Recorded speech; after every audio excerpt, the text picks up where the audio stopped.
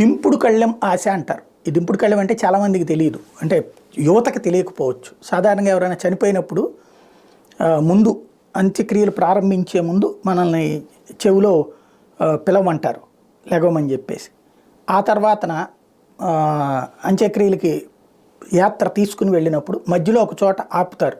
ఆపి మళ్ళీ ఒకసారి చెవిలో కేకేయమంటారు. కేకేస్తే లెగుస్తారేమో అని. అంటే అది దింపుడు కళ్ళెం ఆశ అంటారు. ఒకసారి దించి చూసి బతికున్నావా లే లే లే అని కేకేయడం అనమాట. ఇది సహజంగా చాలామందికి తెలియదు కాబట్టి చెప్తున్నాను. మామూలుగా అయితే తెలిసిన వాళ్ళు చాలామంది ఉండొచ్చు, తెలియని వాళ్ళ కోసం చెప్తున్నటువంటిది.